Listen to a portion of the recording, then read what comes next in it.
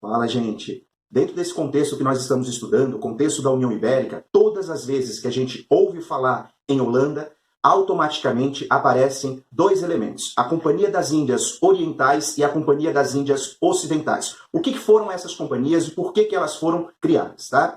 Dentro de uma conjuntura específica na Europa, a região de Flandres, a região dos Países Baixos, a região da Holanda, desenvolveu uma atividade de comércio intensa com os portugueses. Foi assim durante o período medieval, foi assim durante o período dos descobrimentos, quando os comerciantes de Flandres tinham acesso às mercadorias, trazidas pelos portugueses do Oriente, e foi assim também durante o processo de estruturação da administração e da exploração colonial portuguesa aqui na América, quando, por exemplo, os holandeses, os comerciantes daquela região, passaram a financiar a estruturação dos engenhos, passaram a financiar o transporte do produto, do açúcar, para a Europa, passaram a financiar o refinamento desse açúcar e, claro, estabeleceram a partir dali um processo de comercialização. Então, Portugal e os comerciantes daquela região dos Países Baixos, da região de Flandres, da região da Holanda, eram antigos aliados e tinham vínculos econômicos históricos. Tudo isso mudou a partir do momento em que você teve a União Ibérica, porque a partir daquela conjuntura,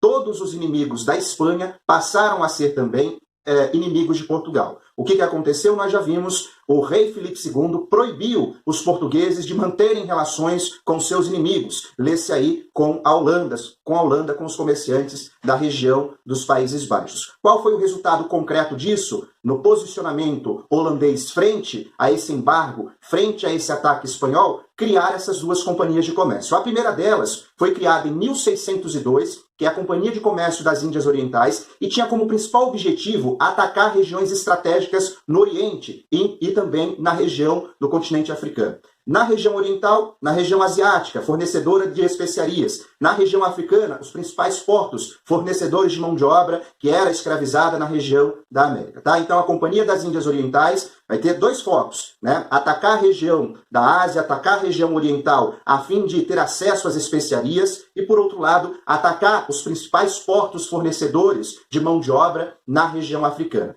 Em 1621, a gente vai ter a criação da Companhia das Índias Ocidentais. Essa Companhia das Índias Ocidentais, ela vai ter como principal objetivo atacar a região, as possessões coloniais da União Ibérica na região do continente americano. Lê-se aí o próprio Brasil. Então é dentro dessa conjuntura que nós vamos assistir às duas tentativas de invasão ao Brasil por parte dos holandeses. No primeiro momento, em 1624, 1625, o ataque à região de Salvador. Posteriormente, 1630 até 1654, a permanência dos holandeses na região do Pernambuco e, consequentemente, formando ali o que nós vamos chamar de Brasil holandês. Além do ataque, das invasões promovidas pela Companhia das Índias Ocidentais à região brasileira, a gente também vai ter essa mesma Companhia de Comércio das Índias Ocidentais tendo acesso a regiões coloniais, aos portos fornecedores de mão de obra escrava na região do continente africano. Então, sempre que a gente ouvir falar em União Ibérica, que a gente ouvir falar em holandeses, automaticamente aparecerão esses dois termos: Companhia de Comércio das Índias Orientais, 1602, Companhia de Comércio das Índias Ocidentais, 1621. É isso? Até a próxima.